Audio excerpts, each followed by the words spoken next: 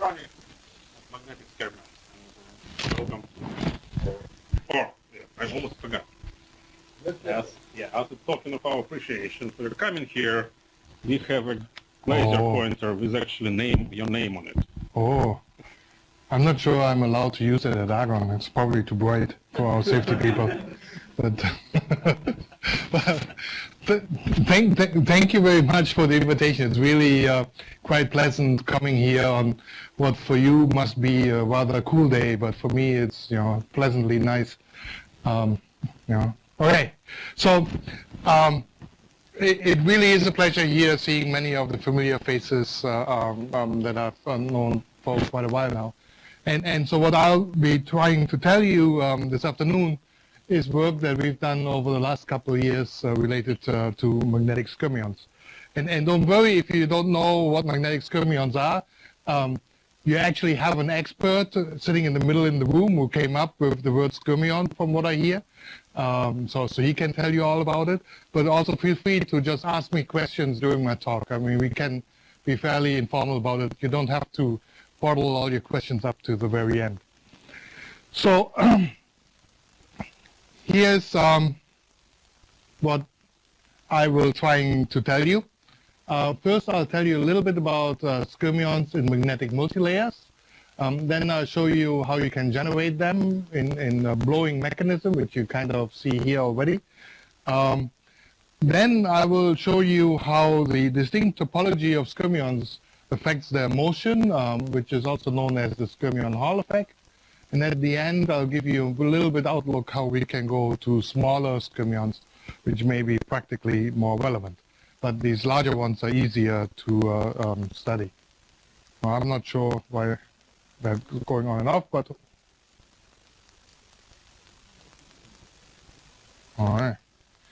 Maybe this is not tight enough or something. All right. Hopefully that won't disrupt too much. Okay, and in the end, there are a few conclusions, of course. All right. So,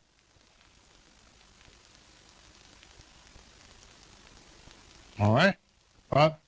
We'll sorry? Yeah. There, it's not there, it's back and forth, and I don't know. Well, okay. It might be a little rougher if you want to see the movies that way, but yeah, except now, let's see if I can actually go to the next slide. I can go to the next slide.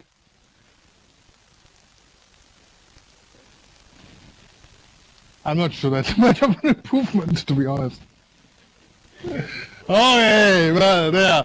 So now we're at the same spot where we were 10 minutes ago or so. I'll try to make up for it. Okay, so what's still new in magnetism? I mean, essentially, as I said, magnetism is one of the oldest topics of human curiosity.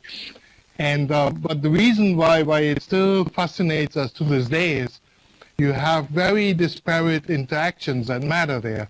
You have, of course, atomic exchange interaction that couple spins on neighboring atoms. So that's at very short length scales and at fairly high energies, which corresponds to fairly fast time scales. But then as anybody who plays with magnets as a kid, also you know that you have interactions at very long distances, right? And so you have long-range dipolar interactions, which can be at macroscopic length scales. You know, for somebody who connais metaphysics, anything about micrometers, macroscopic, or slower time scales. And what happens is that these interactions may actually be pretty comparable in size, and that's what's giving rise to much of the complexity that we see.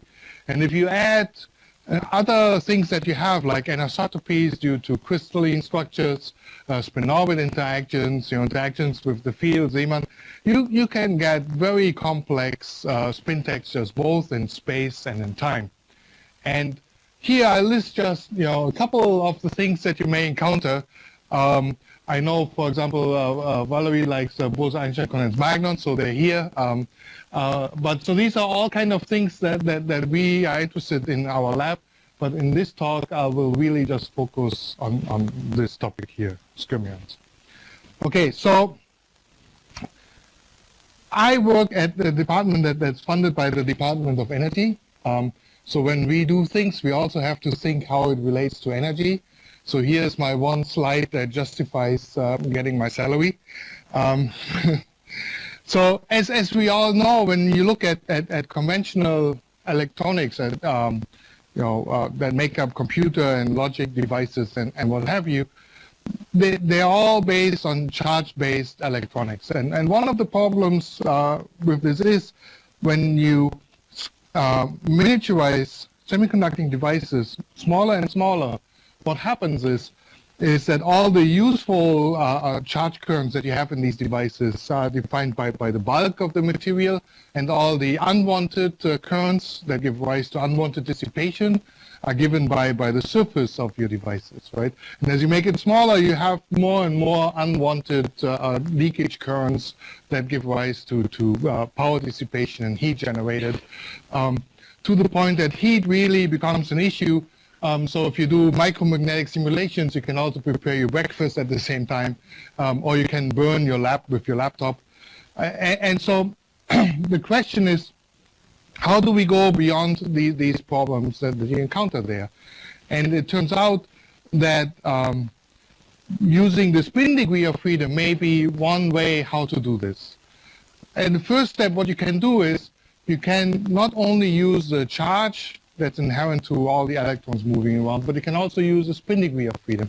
What you can do is you can spin polarize a charge current and thereby transmit information between different magnetic elements. Now, to the extent that you're interested in reducing dissipation in your electronic devices, this may or may not help, right? Because you still have charge currents that have the same kind of Joule dissipation that you have with charge currents anyhow. The next step that you can do is you can go to what is known as pure spin currents, and you can imagine this as like opposite spins moving in opposite directions. Now you have a net spin current but no net charge current because you have charges moving in opposite directions. In terms of transmitting magnetic information, this is a little bit more efficient, right? Because in this cartoonish picture here, you get like twice the spin current for about 2/3 of the electrons that you use.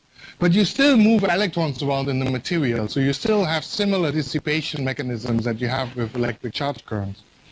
So the last thing that you then can do is you can think of spin currents that really don't require moving charge carriers around.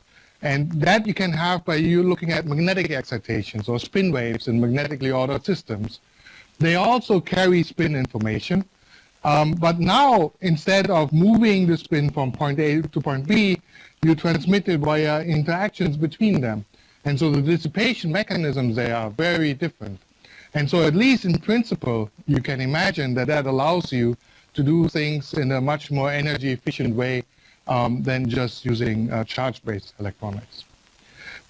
Now, what I will be talking about is kind of a combination of these two, where we have specific spin textures. It's not spin waves, it's going to be skyrmions, that we move with the help of pure spin currents that are generated from electric charge currents. And you'll see how that works.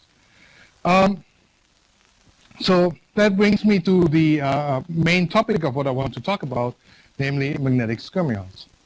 So if you're from condensed matter physics, you may wonder, well, that's kind of like a funny name, skyrmion.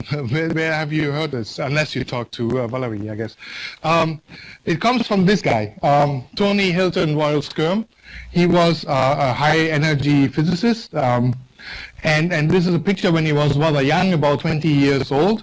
And at that time, he actually got hired. Let me go back. Through his life, he was actually, in some sense, fairly unlucky, and you see what I mean. At the time when this picture was taken, he actually got hired by Rudolf Peierls to work at the Manhattan Project in Los Alamos, T11. You know, he probably had the office right next to where you used to be. So Rudolf Peierls was a British scientist. He hired two British guys. One was Tony Hilton-Royal-Skyrm. The other one was Klaus Fox, you know, so that was his office name. And so, I don't know, you know, few obviously seem to know who Klaus Fox was. He was essentially a Soviet spy, you know, or a spy that told the Soviets how to build a nuclear bomb later, and we also talked to the Chinese. But anyway, so this didn't kill his career. After the Manhattan Project, Skyrm went back to England, where he worked on theoretical models for nuclear physics, and he came up in the early 60s with a way how to model baryons, which, you know, essentially are protons and neutrons, as a topological solitonic excitation of a vector field called the pion field. And but at the same time, in the 60s, if you worked on high energy physics, you know, you didn't care about this. Quarks was what was really interesting. So then about 20 years later, people start slowly, you know, paying attention to what this guy was doing in the 60s, only to get distracted again by string theory this time. He did, in 1985, receive then the huge medal, which is like one of the biggest scientific awards that you can get in the United Kingdom. But he did die before becoming a member of the Royal Society. In fact, he died 2 years after getting the Hughes Medal when he had a surgery that went wrong. So, yeah, what can I say? So he certainly didn't see the excitement of Skyrmions in the context of magnetism. And so what happens here is, 7 years ago, some guys from Germany and Switzerland did an experiment where they did a neutron experiment doing neutron scattering on a material called manganese silicon. Manganese silicon was a well-known chiral magnetic system where you knew you had like helical spin structures and what. And they had oriented, well, what happened is when they started the experiment, the field was in the wrong direction and the crystal was in the wrong direction. But they nevertheless started the experiment, and they ended up seeing a six-fold scattering picture, which really befuddled the scientists at the time, because it was really not consistent with the crystal symmetry of the material. And they did these experiments in a very specific area of the phase diagram of this material. This is the field versus temperature phase diagram of this material, and at low fields, it magnetically orders at around 30 Kelvin, and at low fields, it has a magnetic structure which is helical, where the magnetization kind of just rotates around like this. Then if you apply a moderate field at low temperatures, this helical structure switches into a conical structure, where it still rotates around, but now it has a net magnetization that's aligned with the magnetic field. And then it was known for many years that at higher temperatures, in an intermediate field range, there was a different phase, but nobody knew what this phase was to be, and that's why they called it A phase, and A stands for anomalous, so because they didn't know. But so in 2009, when they did this experiment, it was right in this part of the phase diagram where they did the experiment. And after scratching their heads long enough, they figured out that the magnetic structure had to be something like this, where most of the magnetization is lined up with the external magnetic field, and in between you have magnetization that points the opposite direction, and between these two regions you have the spins essentially pointing in every other possible tangential direction. Now this is kind of interesting, because this spin configuration is very distinct. It is topologically very different from the other two phases. You can convert a helical or conical spin structure into a homogeneously magnetized structure without any problem. And in the conical case, you can see this rather easy. If you have the magnetization that kind of spirals around, you just fold it all up, and then you get a uniform magnetized state. But this state you cannot easily convert into a uniform state. And one way how you can picture this, it doesn't help everybody, but some people find this illustrative. If you think about this Skyrmion magnetic structure here, and you project this planar spin structure onto a unit sphere such that the center of this Skyrmion is at one pole and the magnetization at infinity is at the other pole, you see that the magnetization completely points into every possible direction outside of this sphere. And there's no easy way how you can transform that into just pointing in one direction. Now, in fact, you can mathematically describe this by calculating what is known as a topological charge. So this is the magnetization directions. You just integrate over the whole structure. And what you see, if you have these Skyrmion structures, you get a topological charge that is either plus or minus 1. Note that this topological charge is odd in the magnetization. So if you reverse the magnetization, for example, by reversing the magnetic field, then you get the opposite topological charge. Now, it's no surprise that these Skyrmion structures were discovered first in materials that had these chiral magnetic interactions, because they really help to stabilize this spin structure. In order to make this clearer, let's start with something that we all know. Let's say you look at a simple ferromagnetic material, which is described by a Heisenberg Hamiltonian, where you have two neighboring spins that are just coupled by an interaction constant J here. So if this J is positive, we know what happens. All the spins like to be parallel to each other. That's a ground state, just like here. Now, if you have a material where inversion symmetry is also broken, then besides having an exchange interaction that depends on the dot product between two neighboring spins, you can also have an exchange interaction that depends on the cross product of two neighboring spins. And so this is called the symmetric exchange interaction, because you can exchange the spins, nothing happened. This is called anti-symmetric, because if you exchange them, you change the sign. And so clearly, in order for this to be non-zero, you have to have a broken inversion symmetry to begin with. But here what happens is that this exchange interaction, of course, prefers spins to be perpendicular to each other with a very well-defined chirality. If one spin is like this, the next one wants to be like that and not like this. And so if you have both of these exchange interactions in your materials, what you have is then a helical spin spiral, and that's what was very well known for these chiral magnetic systems to happen in low magnetic fields. But now what you can do is, if you look at this, you have, of course, the same number of spins pointing up as pointing down. You can break this symmetry also by applying an external field, which prefers to have one spin direction in the system. And once you do that, that allows you then to actually stabilize Skyrmion structures. And one way how you can think of it is that you have several of these helical waves interfering with each other to give a single Skyrmion like this. Now,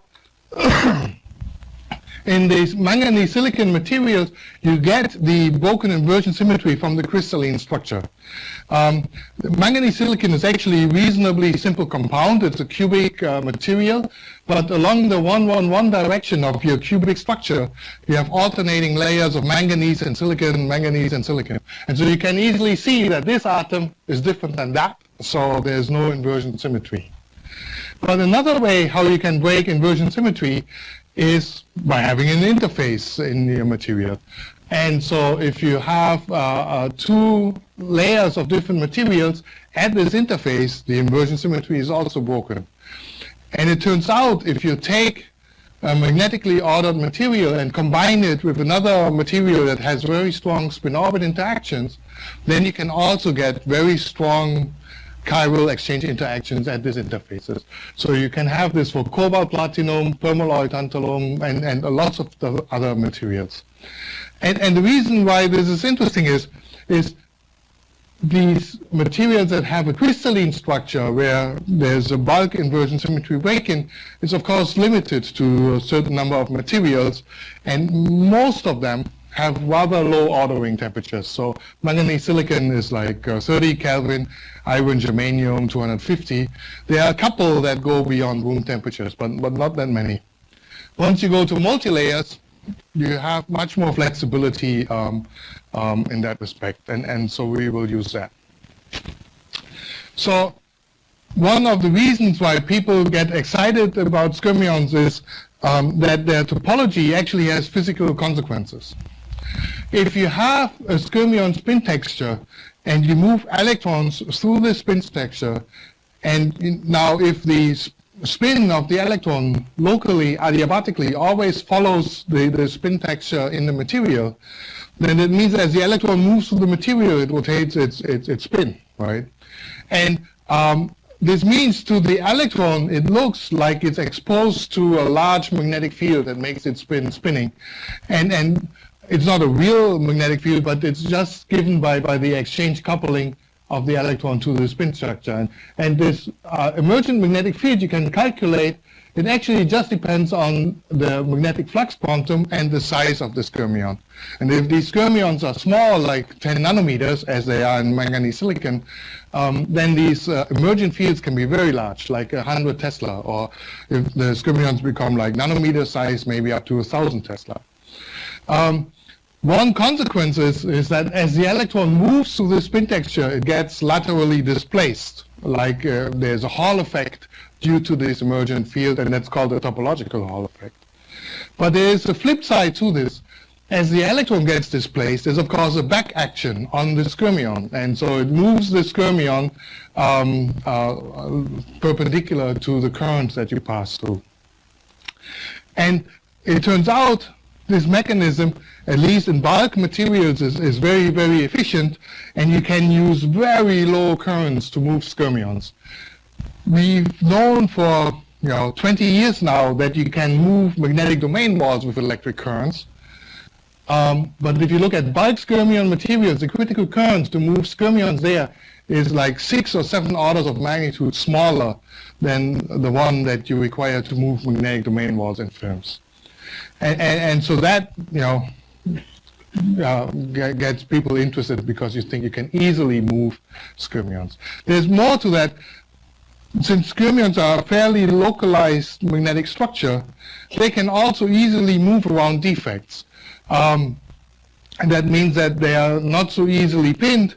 And you see this in micromagnetic simulations. When you make a simulation of a skyrmion moving in a wire with an additional defect here, the skyrmion easily moves around it. And only at very small currents it gets stuck. So that's very interesting because it suggests that skyrmions can be efficiently moved by electric currents, and that you may want to use in an application. Namely, there is an idea that has been developed by Stuart Parkin at IBM about 10 years ago, that you can take a magnetic wire, put magnetic domain walls into this wire, and move these domain walls with a current back and forth. It's almost like an old-fashioned magnetic tape memory, except you don't move the tape, you only move the magnetization in the tape. But you can imagine that you can do the same thing now with skyrmions. And the advantage might be that these structures can be rather small, tens of nanometers. You may move them rather easily with low currents.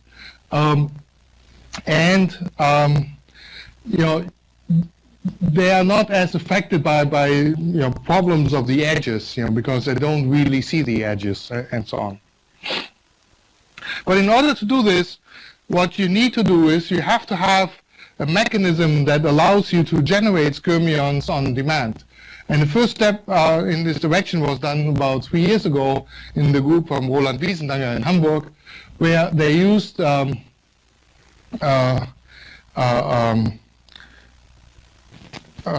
thin magnetic film where they can generate skyrmions by using a spin-polarized tunneling microscope tip. And by putting the tip on specific locations and putting a large current pulse, they can generate new skyrmions where there previously were none, and they could also do it the other way around.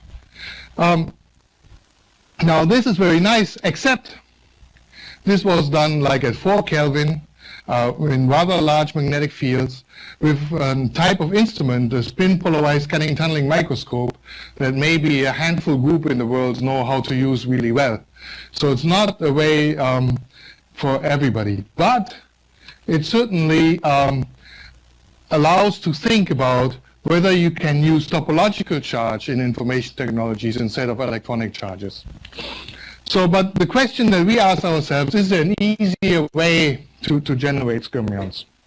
And so what I'll show you first is how you can generate skyrmions in a way that is very reminiscent of something that all of you know, namely how to blow soap bubbles. Yeah.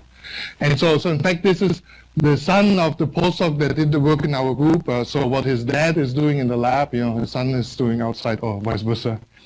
So we start off with a magnetic multilayer where we take a cobalt iron boron film, which is a very soft magnetic film, and sandwich it between tantalum and tantalum oxide. So there are 2 different layers, so the inversion symmetry is broken. The tantalum oxide, by having oxygen at its interface, what happens is that the cobalt iron boron, the magnetization, likes to be perpendicular to the interface. Whenever you have oxygen at the interface, that helps. The tantalum we'll use for moving the magnetic structures, as you see in a moment. So if we now measure the magnetization versus field, the blue curve is measured with the field perpendicular. We see that it's very easy to saturate the magnetization in the perpendicular direction. If we apply the field in the plane of the film, it's the red curve. It takes much larger fields to get the magnetization there. And so we can then also directly look at the magnetic domain structure, whether the magnetization is pointing up or down, by using something that is known as the magneto-optic Kerr effect. So essentially what we do is we look at how the polarization of the light changes when it's reflected from the magnetic material, and the degree of change of polarization tells us about the direction of the magnetization. So it's an ordinary optical microscope with a couple more polarizers added and what. And so if we are in the low field range, we have domains that are up and down, kind of like this. And if we now move to negative fields, we bias it towards the dark domains. If we move it in the other direction, we bias it towards the bright domains. Now, in fact, you can see this here, where we go from saturation at positive fields to saturation in negative fields. This is now for this film patterned into a 60 micrometer wide wire, which has a small constriction here, which is 3 micrometers. And what we will do now is we will go to a field like this, where we have individual band domains that extend throughout the films, but not much else. And this is what you see here. So here you see these individual band domains. And what I will show now is when you pass a current through the sample, this band domains will be pushed by this current through this constriction, and they end up as bubbles on the other side. Oh, it works. Okay, good. Otherwise, it would be sad. But so here you see now these individual bubbles coming out. These, as I will discuss later, have this skyrmion spin texture. And so they really do behave like individual particles. You see that they have like a repulsive interaction. You never see them merging. All right. So the electrons move from left to right, so the charge, the positive charge, moves from right to left. Yeah, it's the current goes like this. Ah, yes. So they can be as small as 10 nanometers or 1 nanometers. So in these bulk materials, in manganese silicon, they are 10 nanometers. Here they are about a micrometer, very well observed. So this distance here is 3 micrometers. So these Skyrmion bubbles here are more 1 micrometers. The exact size depends on how you balance all the various different interactions. Here what happens is all the interactions, the anisotropy, the Jarzynski-Maria interaction, all are very small, which makes the Skyrmions rather large. But as you will see, the behavior in many respects is similar to what you have for smaller ones. So even from the larger ones, you can learn something about the smaller ones. Well, good question. But since they're bigger, they're easier to study. So that's our advantage. So what do we see here? What's going on? So in order to understand what's going on here, you have to understand 2 things. One are spin Hall effects, which is something that we've studied in our group for the past decade. Which, if you take a conducting material and you pass a charge current through this conducting material, sorry, then due to spin-dependent scattering, spin up and spin down electrons scatter preferentially in opposite directions, which means that you get an accumulation of spins at the edges of a charge current carrying wire. Now, if you combine a material where this separation of spins is very strong, such as tantalum, with a ferromagnetic material, then what happens is as you pass a current through here, you get a non-equilibrium spin accumulation here at this interface, and these spins can couple to the magnetization in the ferromagnet and put a torque on the magnetization in the ferromagnet.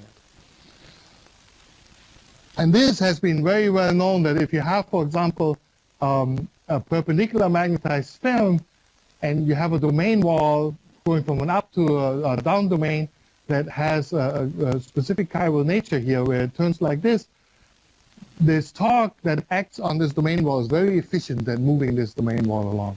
Essentially what it wants to do, it wants to rotate all the spins in the same direction, and that leads to propagation of the domain wall. Now, if you just have a narrow wire where you have one domain that goes across the whole width of the wire, that's what happens. You have a single domain wall that moves along the wire. But if you have now a more extended film, then where you have such a band domain, let's say, in a more extended background, now if you pass a current through it, it turns out the torque is the biggest when the current is collinear with the magnetization in the domain wall, and it's 0 when the current is perpendicular to the magnetization in the domain wall. So in this band domain, only the tip of the band domain actually gets pulled out, while there are no forces on the side. But if you put such a band domain now into a region where the current is inhomogeneous, now something else happens. Now you have also current going through the sidewalls, and that essentially puts a force on the sidewalls that blows it up, kind of like a bubble or dripping faucet with a water droplet. And then the surface tension gives rise to necking instability, where you then disconnect an individual bubble one at a time. And so that allows you to generate an unlimited number of bubbles from one single band domain in this context. Now, we tried to simulate this with micromagnetic simulations. Now, we also tried to do this for exactly the same parameters as in our experiment, which is complicated, because this means that the magnetic structures that we see in the simulation are very large, and at the same time we have to have very small cell sizes to do these simulations properly.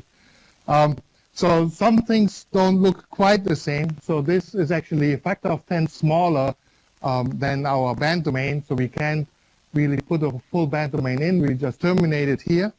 But now when we pass a current through here, what you will see is that this side of the domain moves faster, and that's just due to the way how the Jarzynski-Maria interaction comes in. And then at some point there's an instability where things become complicated. So see, this goes faster, then becomes complex. Now it's very wild. We switch off the current, you see this domain wall receding back, and you have an individual skyrmion there that has a very high energy. It's very deformed, so it takes a long time to relax actually. Now, we also then did a simulation for much higher currents. There the situation is much more complicated. Now the torque from the spin Hall effect is so strong, it completely destroys these well-defined domain walls that we had in the structure to begin with. But when we switch now the current off and let the system relax from this state, we see that again we get some skyrmion spin textures here, which are very high energetic. They oscillate for a long time, much longer than we normally see in micromagnetic simulation, but they're very stable. So this is very interesting because this suggests that you can have two very different mechanisms. One that really transforms existing domain wall structures and creates new domains out of it, and another one where you disrupt the system completely and then nucleate out of this mess new domains. And it turns out the second mechanism actually works. What we can do is we can take our structure and get rid of the bridge completely and replace it by a conducting bridge of a non-magnetic material, just gold. So this is what you see here. So now we pass the current this way. It's current pulses now because we have to have much larger currents, so we can't use DC currents. But you see that each or almost each current pulse generates new skyrmions here that then move further to the left here. So you don't have to have a pre-existing magnetic configuration to generate skyrmions. If you have enough inhomogeneity in your spin torques, you can generate skyrmions out of nowhere, which I think is very interesting. So I definitely want to talk about skyrmion Hall effect. I may not talk about small skyrmions, seeing that we had a slow start. But how do we know that these bubbles are really skyrmions and what? And one of the ways how we know is that it really affects the way how they move. So all of you are probably familiar with the classical Hall effect. So if you have an electrical charged particle and you move it in the presence of a magnetic field, you have a Lorentz force acting on the particle which moves it in a transverse direction. And as a consequence, you get charge accumulations at the edges of the wire. And you can use that for measuring what type of charge carriers you have in a semiconductor and the density of them and so on. Now it turns out, if you look at magnetic skyrmions moving, there's a similar effect known as the skyrmion Hall effect. It's related to the topological charge to something that's known as the Magnus Force. Magnus Force is a concept that's very well known from rotating objects. Let's say a rotating ball, like a tennis ball, soccer ball, whatever your favorite ball is. So if you try to push a skyrmion one direction, it actually ends up moving on a curved trajectory. So to show you this Magnus Force in action, actually, I thought I'd show you this example from a well-known Brazilian expert, Roberto Carlos. I don't need the sound, actually. Sorry. But anyway, so he's demonstrating how this works. So you put the ball here. This is when they played against France like 20 years ago. You don't see it very well from this perspective, but from the next one you see that the ball really moves around all these obstacles and ends up in the goal like this. So we're going to do the same thing with magnetic skyrmions. So you may wonder, how does this possibly relate to magnetic skyrmions moving in magnetic materials? So here's my hand-waving explanation. So if you look at a skyrmion moving in a magnetic material, of course the spins are not moving, it's the whole texture that moves. And the whole texture moves because individual spins are rotating. And so if you look at this, in order for the skyrmion moving this way, you see, if you look at the in-plane direction of the skyrmions on the top, they move counterclockwise, while at the bottom, they move clockwise. Now, if you think about it again, to the individual spin, it looks like it's exposed either to a magnetic field up or down, which makes it rotating in opposite directions. So for the spins in the spin texture, when you move this whole spin texture through the magnetic material, it looks like there is a field gradient, and this field gradient can then actually couple to the magnetization in the center, and that gives rise to the sideway motion. So that's really a very close analogy to what happens when you have a rotating ball going through the air. Now, you can actually do this a little bit more quantitative. You can actually take the dynamic equation for magnetization, the Lano-Lifshitz-Gilbert equation, and if you assume you have a solid spin texture, like a skyrmion moving, you can convert it into another equation of reduced coordinates called the Thiele equation. This has three terms. This one is the driving term. It tells you which direction you push the skyrmion when you apply a current. So for the mechanism that I mentioned, spin Hall effects, putting spin transfer torques, it means that it's pushed in the same direction as the current. This is a dissipative term, which includes the magnetic damping and a term that's related to the geometry of the skyrmion. And then you have this charge, this term here, which is this Magnus Force term that depends on the topological charge. So G is really given by this topological charge here. And so that gives rise to this transverse motion. And so if you simulate it in the micromagnetic simulation, you put a skyrmion in the middle of your material, you apply a current, you see that initially it goes mostly sideways until it gets close to the edge of your wire, and then it's repelled by the edge and ends up moving parallel to the edge. The direction that it moves in, you can easily calculate from this. It's just a 1 over this dissipative term here that you have here. Now, alpha is of the order of 0.01 or something like this. D for small skyrmions is around 1, which means that most of the motion is along the y direction for very small skyrmions. Now, can we see this? So the experiment that I showed you before, we had this narrow constriction where skyrmions squirted out, so the charge current is very inhomogeneous, and so it's very hard to get something real quantitative about the motion of skyrmions. So what we did is we used a homogeneous wire and generated skyrmions over here, and then we just look how these skyrmions move in a homogeneous current. And as you see, they move at a very well-defined angle downwards in this direction.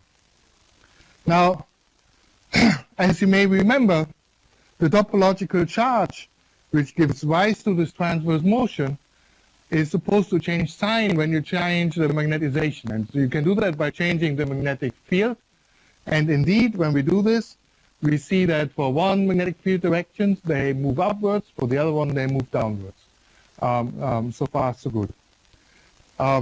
We can actually look in more detail. The movies here are taken with current pulses. So you see a before and after picture after each pulse. And you see we have really well-defined steps in X and Y with each pulse. Now, if we go to much smaller currents, the situation is actually different. Now, the skyrmions kind of move along the direction of the current. There's no well-defined transverse motion. There's a little bit randomness going up and down, but you see that it's random both in X and Y. So what this means is at these low currents, we are just above the depinning threshold, but the motion is still dominated by pinning in the materials. So there's lots of random forces that dominate the motion. In fact, we can see a gradual transition.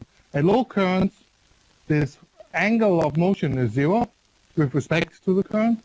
Then at some critical current, the motion starts deviating from the direction of the current. And at very high current, it saturates at a very distinct value. Also, what you see here, this is for opposite topological charges, and this is for opposite charge currents with the same topological charge here or the same charge there. Now also there's two sets of data, one at smaller fields and one at larger fields. What happens is when we increase the field, the skyrmions actually get compressed and they get a little smaller. And the reason why this is interesting is, remember I said that the transverse motion we expect to be 1 over alpha d, and d turns out is just proportional to the size of the skyrmion divided by the size of the domain wall and what have you. And in our case, where the skyrmion is about 1,000, we expect a d of about 60, so we expect an angle of about 40 degrees, which is more or less really what we see here. So within some of the uncertainties that we have, it makes sense. But as we make it smaller, this becomes smaller, so this should become bigger, and indeed what we see is that the angle increases as we make this skyrmion smaller. Now, you can also see this actually in numerical simulations. You can calculate the motion of skyrmions in numerical simulations. This was done here by Charles and Cynthia Reichert in Los Alamos, and they see the same kind of behavior where the skyrmion Hall angle increases linearly and then saturates at forces when the driving force is comparable to the pinning force in your system. Now, let me skip that. Now, I was going to tell you about smaller skyrmions, but given that I had a couple technical difficulties, I may just skip that at this point. If you're really interested, ask me afterwards. But I wanted to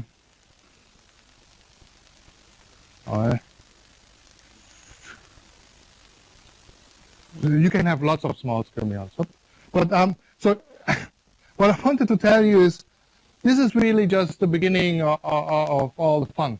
Now, it turns out that getting skyrmion structures in these magnetic multilayers is not so difficult. So you can easily do it. And then you can put these skyrmion structures in complicated geometries like this. You can have wires that go up and down, so they look almost like this racetrack memory kind of thing.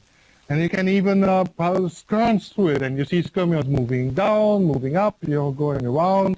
So you can play all kind of games. So there's lots of fun things that can be done investigating their physical properties. But with that, I'd like to just end. This is really the group that was involved in most of the work. In particular, this guy, Wan Junjiang, was really the driving force behind our skyrmion work, but there was also contributions from other postdocs, Benjamin Jungfleisch, Wei Zhang, a student here, Joe Cleaner. Now, I know some of you may know that we have a student from Texas A&M in our group. This picture was done before he came, so I'll show you one where he is now. There he is. He's still working, doing good work. But the guy that did all the skyrmion work is unfortunately already gone. He's at Tsinghua University now. But anyway, so these were the people. Wan Junjiang, Wei Zhang, Benjamin Jungfleisch were the main postdocs. These are more senior people. Ola Heinonen did the micromagnetic simulations that I showed. These three did Lorentz TM that I didn't show you. That was for the small skyrmions. The samples came originally from Kang Wang's group at UCLA, and we talked to Jaroslav Stekovniak and Pramil Upadhyaya to get some idea what we were doing there. Yan Zhu did some, and his student Zhixiao Zhang did some micromagnetic simulations for the spin Hall effect. And Zhao Wang is a student now that works with us on the skyrmion and stuff. So here, in conclusions, I've shown you that in magnetic multilayers, you can use interfacial interactions to stabilize magnetic skyrmions even at room temperature. For tantalum, cobalt, iron boron, tantalum oxide, I showed you that you can use inhomogeneous currents to generate skyrmions in a process that is very similar to what we know from surface tension-driven fluid dynamics. So besides the impact that this may have for skyrmions, I think it may also be an interesting model system to look at these dynamics in a system where we can tailor the interactions very easily. Then I showed you that the topology of these skyrmions have a well-defined effect on the way how they move, and we see this pronounced transverse motion that's associated with it. I didn't show you that, but you just have to believe me. If you use different materials, you can easily get skyrmions below 100 nanometers in these multi-layer systems. With that, thank you very much for your attention.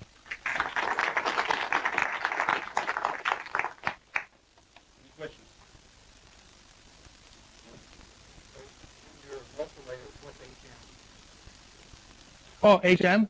It's a heavy metal. So typically we have platinum, cobalt, iridium, platinum, cobalt, tantalum, platinum, cobalt, tungsten. And heavy metal mainly to have the strong spin-orbit coupling to get large Dzerzhinsky-Maria interactions, this kind of thing.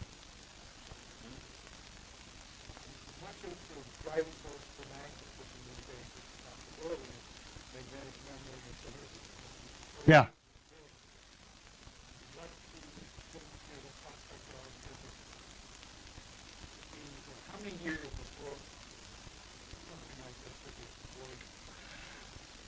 That's a very good question. Now, I did mention that much of the excitement is because of the potential use of these ideas in memory and logic. Now, it turns out that, as I said, this transverse motion, the Skyrmion Hall effect, becomes more pronounced as you make the skyrmions smaller. So if you're very small, you have mostly transverse motion. And that's actually a problem, because then instead of moving the skyrmions along the wire, you mainly move them to the side out of the wire. And that limits how fast you can move them. There are some ways around it. If you use antiferromagnetically coupled system where you have two skyrmions essentially with opposite topological charges and you couple them together, then they like to go straight again. That may be one way to overcome it. So it's not clear whether using skyrmions for at least the memory application has any advantage over domain walls, because you have this additional gyrotropic motion which causes additional problems. But I think what's interesting is what you can do with skyrmions that you cannot do with domain walls is you can move them in 2 dimensions, right? If you have an extended film, you can, and so I think that allows for some logic functionality that you may not easily get with domain walls. And but I have not yet seen device concepts that I think are very convincing, taking advantage of this aspect. But that's at least the way how I can see how this would work. But in the end, I think it's still a couple years away. The other thing that I didn't show, and I cannot easily show this now because this is not my computer, and I don't know where the slide is. If you don't have a current in this material system, we have actually very low pinning. And if you don't have a current and you have skyrmions there, they actually move around just by thermal activation. And as you make them smaller, that becomes probably even more of a problem.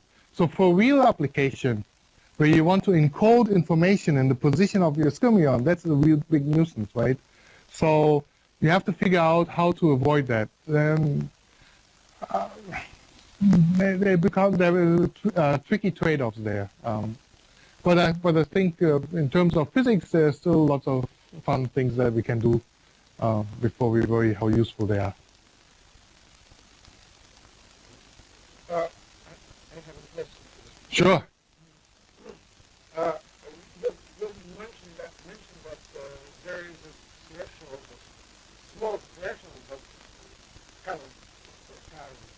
Yeah. Yes. What is the mechanism of this threshold? Yeah. So What is the mechanism of spinning? Very good question. We don't necessarily know, but if you look at micromagnetic simulations that try to see what happens once you put inhomogeneities in your models, it seems that the most efficient mechanism for pinning are fluctuations of the Dzerzhinsky-Maria interaction.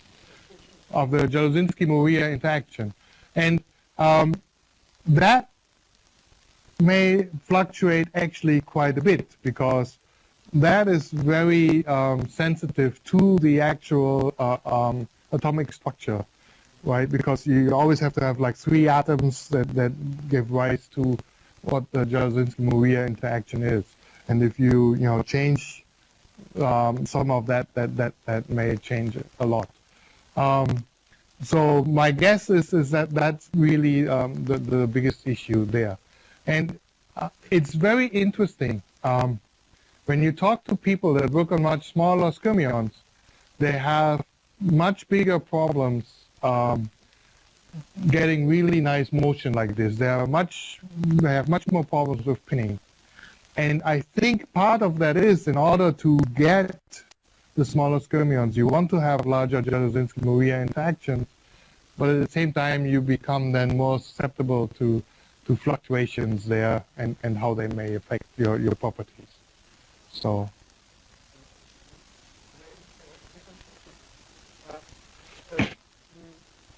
Normally we think that when current interacts with spinning, it produces velocity in perpendicular direction. The current is spin. And you say me that it produces motion in parallel to current. Well, because the mechanism is more complex, right? Let me see if I find this. No, it's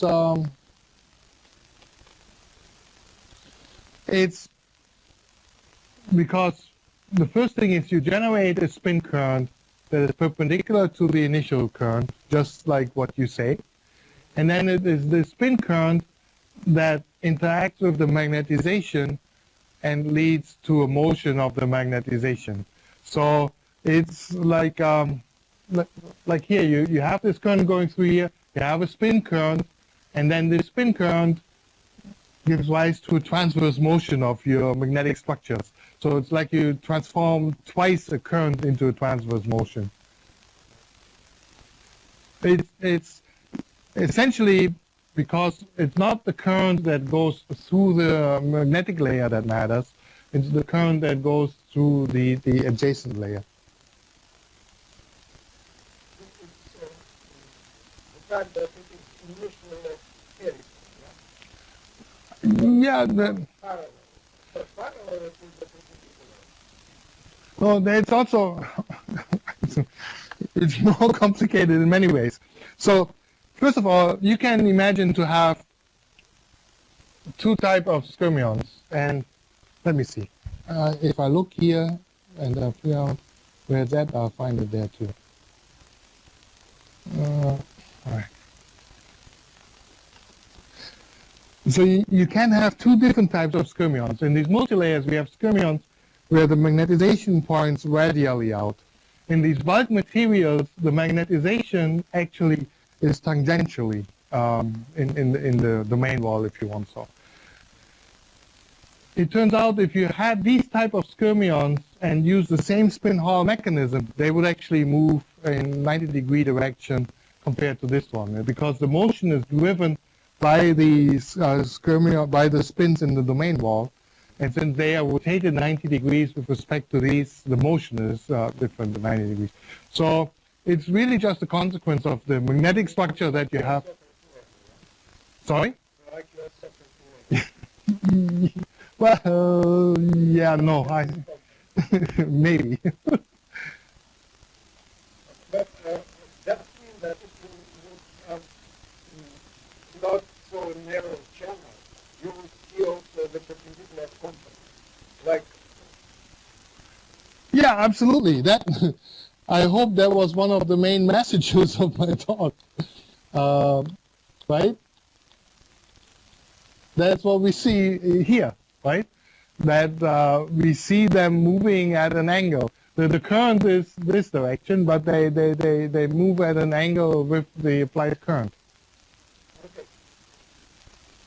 All right, I think we should stop.